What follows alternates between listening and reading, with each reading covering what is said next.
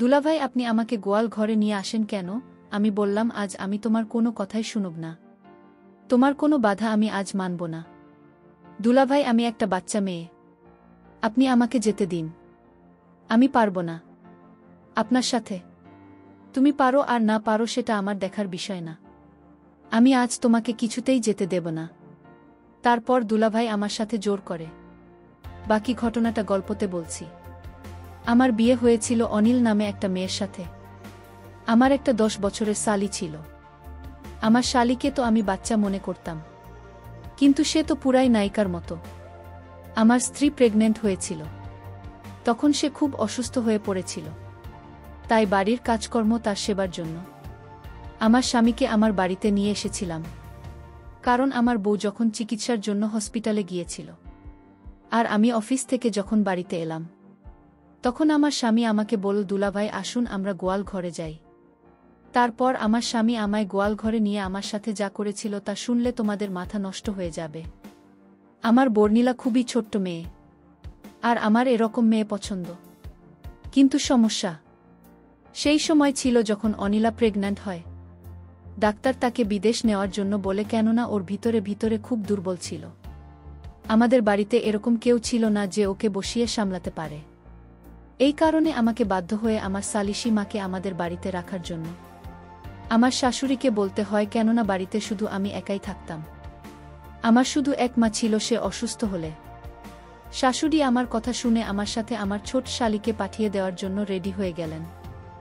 আমার শালির বয়স 10 বছর, কিন্তু সে হয়তো একটু পাগলা টাইপের। আমাদের বিয়েতে সে আমার দিকে তাকিয়ে হেসে যাচ্ছিল। আমি ওর হাসির জবাবে যখন এসেছিলাম তখন ও লজ্জাতে দৌড়ে বাইরে চলে গিয়েছিলাম। ওর ব্যবহার দেখে আমার খুব অদ্ভুত লেগেছিল। যাই হোক, আমার শাশুড়ি স্বামীকে ডেকে বলতে লাগলেন, সীমা নিজের কাপড় চোপড় ব্যাগে ভরে রেডি হয়ে নে, তোর জামাইবাবু তোকে নিতে এসেছি। এই কথা শুনেও তাড়াতাড়ি করে নিজের ঘরে চলে গেল। আর কিছু সময় পরেই একটা ছোট্ট ব্যাগ নিয়ে বেরিয়ে এল।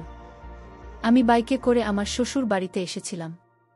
এই কারণে নিজের বাইকে ওকে বসতে হতো। আমি ওর ব্যাগ সামনে রেখে দিলাম আর ওকে পিছনে বসার ইশারা করলাম। ও মোটরসাইকেলে বসে পড়ল।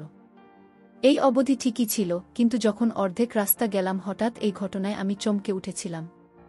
কপাল ভালো যে আমি মেন রোডে নেই, না হলে হঠাৎ করে এই ঘটনায় হয়তো অ্যাক্সিডেন্ট করে ফেলতাম। আমি তাড়াতাড়ি করে মোটরসাইকেল সাইডে দাঁড় করিয়ে ওকে বললাম, এটা তুমি কি করছো? কারণ আমার সালিশি মা মোটর সাইকেলে বসে আমার সাথে দুষ্টুমি করছিল। তাই তোমার যদি মোটরসাইকেলে ভয় লাগে, তাহলে তোমার যদি ধরতে হয় তাহলে তুমি আমার কাঁধের উপর হাত রাখবে। আমার কথা শুনেও তাড়াতাড়ি করে ঠিকঠাক হয়ে বসে এরপরে আমি ওকে বাড়িতে নিয়ে এলাম। অনিলকে দেখে খুব খুশি হয়েছিল। সমস্ত কাজ অনিল সীমাকে বুঝিয়ে দিয়েছিল। সীমা জলখাবার অদিতি আর ঘরে নিয়ে দিত। আমার অফিসের কাপড় আয়রন করে দিত। একদিন আমি আমার বাথরুমে স্নান করছিলাম। বেশিরভাগ সময় যখন শরীর খারাপ লাগত তখন ঘর থেকে বেরিয়ে বারান্দায় গিয়ে বসব। এখনও বারান্দাতেই বসেছিল। আমি বাথরুম থেকে বেরিয়ে হঠাৎ ঘরের মধ্যে সীমাকে দেখে রাগে আমার অবস্থা খারাপ হয়ে গেল। হয়তো আমার আয়রন করা কাপড় রাখতে এসেছিল, কিন্তু ও ফিরে যাওয়ার পরিবর্তে ড্রেসিং টেবিলের সামনে দাঁড়িয়েছিল। আমাকে দেখেও ঘাবড়ে গেল। আমি বললাম, তুমি এখানে কি করছো? কোনো লজ্জাশরম আছে কি তোমার? আমি বললাম, কি? আমি যাও আমার ঘর থেকে, অদ্ভুত বোকা মেয়ে। সীমা আমার এরকম কথাতেও চোখের জল ফেলতে ফেলতে ঘর থেকে বাইরে বেরিয়ে গেল। আমি রাগে গজগজ করতে করতে নিজের কাপড় পরে যখন বাইরে এলাম, তখন অনিলার পাশে বসে কান্না করতে করতে বলেছিল, দিদি আমাকে বাড়িতে রেখে এসো, আমি তোমাদের বাড়িতে থাকতে চাই না। জামাইবাবু সবসময় আমাকে বকতে থাকে। তোমার এই লিপস্টিক আমার ভাল লেগেছিল, তাই আমি একটু লাগাচ্ছিলাম। আমাকে ঘর থেকে বাইরে আসতে দেখে অনিল আমাকে বলতে লাগল, সুজন কি সব কাজ করো না তুমি? আমার এই বাচ্চা বোনটিকে শুধু শুধু এত বাজেভাবে বলছো কেন? তুমি বাড়ির সমস্ত কাজের দায়িত্ব ওর উপর এসে পড়েছে।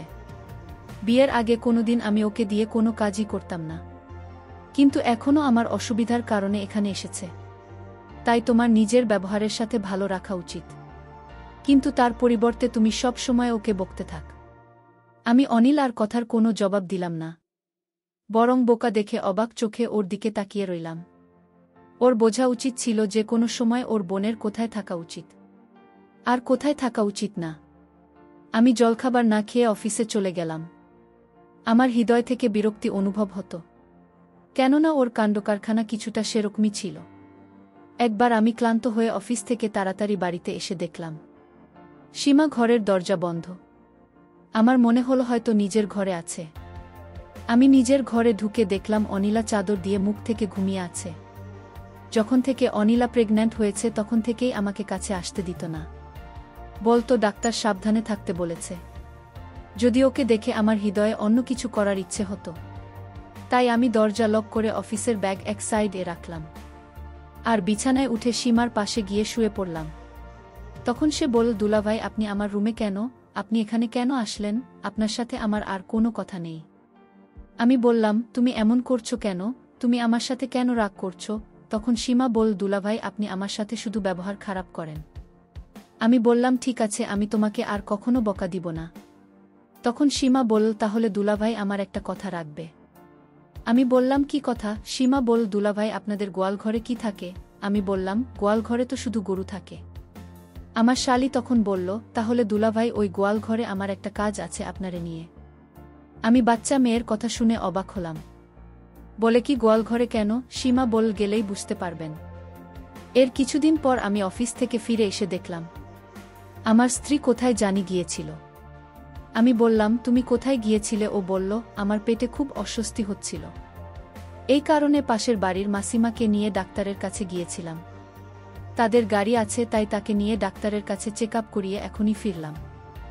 আমি বললাম, ডাক্তার কি বলল? ডাক্তার বলেছে এই সময় রকম একটু হতে পারে। তার তিনি কিছু ওষুধ লিখে দিয়েছেন। দিন দিন ওকে খুব দুর্বল মনে হচ্ছিল। আমি অনিলকে বললাম, তুমি আরাম করো, আমি এখনই আসছি। আমি নিজের কাপড় বদলে ঘর থেকে বাইরে বেরিয়ে এলাম। সীমা সেই সময় রান্না বান্না করতে ব্যস্ত ছিল। আমি ওর কাছে এসে দাঁড়িয়ে পড়লাম। আমাকে দেখে ওর মুখের রং বদলে গেল। আমি নিজের মাথা নিচু করে নিলাম, কেননা তার কথা আমি রাখিনি। সে বলেছিল গোয়াল ঘরে যেতে। আমার মনে মনে জানতে ইচ্ছা করছে, সেই গোয়াল ঘরে কেন যেতে চায় একটা বাচ্চা মেয়ে? যাই হোক, আমি চাইতাম না এই কথাটা অনিলা অবধি পৌঁছাতে। তাই ওকে বললাম, তুমি যে গোয়াল ঘরে যেতে চাও, বোনকে কোনো সময় বলবে না। আমার গলার স্বর কিছুটা কঠিন হয়ে গেল। আরও চুপ থাক। তারপরে আমার অনুভব হলো যে এই কথাটা আমার কিছুটা নরম স্বরে বলা উচিত। তাই আমি বললাম, দেখো, তুমি গোয়াল ঘরে যেতে চাও কেন? কিছু হয়েছে, সেটা শুধু ভুল বোঝাবুঝির কারণে হয়েছে। একে তো তোমার আমার কথা শোনা উচিত হয়নি। একদিন রাতে দুলাভাই ভুল করে আমার রুমে চলে আসে, আর আমি তো একটা বাচ্চা মেয়ে। আমি চাদর মুখে দিয়ে শুয়ে রইলাম। দুলাভাই আমার বোনের ঘর মনে করে আমার ঘরে চলে আসছে। কিন্তু আমি তো জানতাম সে একটা বাচ্চা মেয়ে, কিন্তু আমার সাথে যে কার্যকলাপ তা ঘটল সেটা দেখে আমার হুঁশ হয়ে গেল। সীমা বিভোর ঘুমে ছিল, আর ঘুমের ঘরে তার বোনের সাথে রাতে যা আমি করতাম সেটা আমি আজ সীমার ঘরে সীমার ঘুমের মধ্যে করে ফেলেছি। যখন সকাল হলো সীমা সব বুঝতে পেরেছিল। আমার মনে হয়েছিল যে তুমি অনিলা, কিন্তু তারপরেও যা কিছু হয়েছে তার জন্য আমি তোমার কাছে ক্ষমা চাইছি। কিন্তু প্লিজ এই কথাটা অনিলকে বলো না। আমার নরম স্বরে কথা শুনেও বলতে লাগল, আমাকে অনিলা দিদি বলেছিল যে আমি জানি তার ঘরে থাকি। আমি বললাম, যাই হোক, যা কিছু হয়ে গেছে সেটা ভুলে যাও। সঙ্গে সঙ্গে আমার কথা মেনে নিল, আর আমিও নিশ্চিত হলাম। সময় এভাবেই কাটতে লাগল। কিন্তু সীমার একটা আবদার আছে, সেটা হলো সে আমাকে কিছুদিন যাবৎ বলতেছিল তার সাথে আমি গোয়াল ঘরে যেতে। কিন্তু কে যে গোয়াল ঘরে যেতে চায়? আর আমিও ঠিক সময় পাচ্ছি না। কোনো সময় যাব। সে আমাকে বলেছিল এদিনের রাতের ঘটনা তার দিদিকে বলবে না, যদি আমি তার সাথে গোয়াল ঘরে যাই। এসব ভাবতে ভাবতে এদিকে আমার স্ত্রীর অবস্থা আবার ঠিক বলে মনে হচ্ছিল না। সময় যত কাটতে লাগল, শ্বাস নিতেও তো কষ্ট হতে লাগল। ওর শরীরে রক্তের খুব অভাব ছিল। প্রায় দিনই ও ভিটামিনের ইনজেকশন দিত। ওর চোখের নিচে কালো ছাপ পড়তে শুরু করেছিল, গায়ের রং ফ্যাকাশে হতে শুরু করেছে। ডাক্তার যমজ বাচ্চার কথা বলেছিল, হয়তো এই কারণেই খুব বেশি দুর্বল হয়ে গিয়েছিল। 9 মাসে তো ওর অবস্থা এমন হয়ে গিয়েছিল যে আমাকে বাড়িতে হুইল চেয়ার নিয়ে আসতে হয়েছিল, কেননা একদমই হাঁটতে চলতে পারত না। ডাক্তার অপারেশনের কথা বলেছিল। এই কারণে আমি আসি, মা ওকে হাসপাতালে নিয়ে গেলাম। কিন্তু অপারেশনে অনেক সমস্যার সৃষ্টি হয়েছিল। 1 ঘন্টা পরে লেডি ডাক্তার ঘর থেকে বাইরে এল, নার্সের হাতে 2টা বাচ্চা দিল। নিজের সন্তানকে দেখে আনন্দে পাগল হয়ে গিয়েছিলাম। কিন্তু ডাক্তারের মুখ দেখে আমার হৃদয়ে খটকা লাগল। লেডি ডাক্তার বলতে লাগল, মিস্টার সুজন, আপনার স্ত্রীর অবস্থা খুব খারাপ। এটা শুনে আমি টেনশনে পড়ে গেলাম আর বললাম, ওর কি হয়েছে? তখন তিনি বলতে লাগলেন যে ও সারভাইভ করতে পারছে না, ওর কাছে অল্প কিছু সময় আছে, আপনি প্লিজ গিয়ে তার সাথে দেখা করুন। এটা শুনেই আমার যেন মনে হলো আমার পায়ের নিচ থেকে মাটি বেরিয়ে গেছে। আমি বললাম, এসব আপনি কি বলছেন? কিছুই হতে পারে না। আমি দৌড়ে তার কাছে এলাম এবং দেখলাম খুব কষ্টের শ্বাস নিচ্ছিল। আমি ওর কাছে গেলে ওর চোখ থেকে জল গড়িয়ে বালিশে প্রবেশ করেছিল। আমাকে দেখে ও হালকা একটু হাসার চেষ্টা করল। আমি ওর কাছে গিয়ে বসে পড়লাম। ওর চোখের জল ফেলেই চলছিল। আমি ওর হাত ধরে বললাম, কিছুই হবে না, তোমার দরকার হলে আমি জলের মতো পয়সা খরচ করব, তুমি ঠিক হয়ে যাবে। কিন্তু খুব কষ্টে ভাঙাচোরা শব্দ বলতে লাগল, তুমি যা কিছুই করো না কেন আমি বুঝে গেছি যে আমার কাছে সময় খুব কম। আমার স্ত্রী বলতে লাগল, সুজন প্লিজ আমার বাচ্চাদের জন্য সৎমা নিয়ে এসো না, তার থেকে তুমি সীমাকে বিয়ে করে নিও। ওর কথা শুনে হতভম্ব হয়ে ওর দিকে তাকিয়ে রইলাম। হঠাৎ হওয়া এই অবস্থার জন্য আমি একদম রেডি ছিলাম না। আমি বললাম, এরকম কথা কেন বলছো তুমি? তোমার কিছুই হবে না, ভগবানের জন্য এরকম কথা বলো না।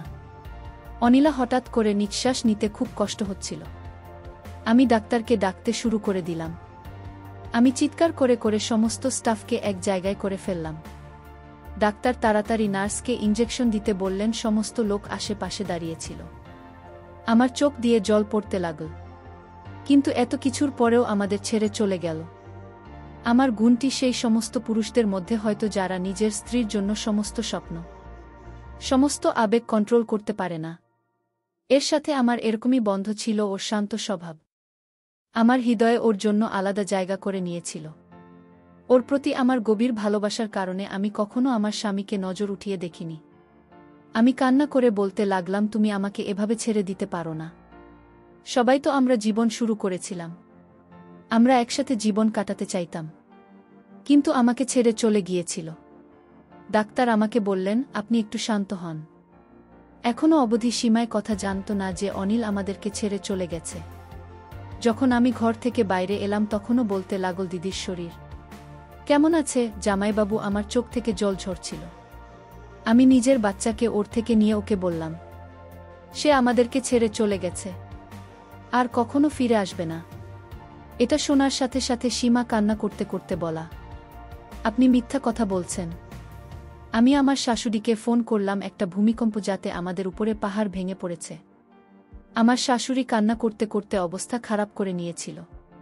3 দিন সীমা আর আমার শাশুড়ি আমার বাড়িতে থাকল। তারপরে আমার শাশুড়ি বলতে লাগলেন, আমি বাচ্চাদেরকে আমাদের বাড়িতে নিয়ে যাই, এখানে ওদের দেখার মতো কেউ নেই। আমি সেই সময় না করলাম না।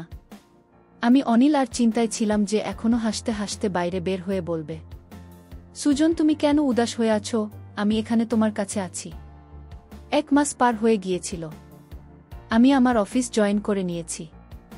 আমার তখন অনিলের কথা মনে পড়ছিল, কারণ অনিলা বলে গিয়েছিল আমি যেন তার ছোট বোনকে বিয়ে করি। আমি যদি তার কথা না রাখি তাহলে তার আত্মা কষ্ট পাবে। আর তাই আমার সালিশি মাকে বললাম, আমি জানি তুমি কেন গোয়াল ঘরে যেতে চাইতে, তোমার আর গোয়াল ঘরে যেতে হবে না। আজ আমরা এই ঘরেই থাকব, যেভাবে তোমার বোন আমার হয়ে থেকেছিল। সীমা ও তার বোনের কথা ভেবে আমার সাথে রহিয়া গেল। প্রিয় বন্ধুরা, গল্পটি ভালো লাগলে অবশ্যই কমেন্ট করে জানাবেন।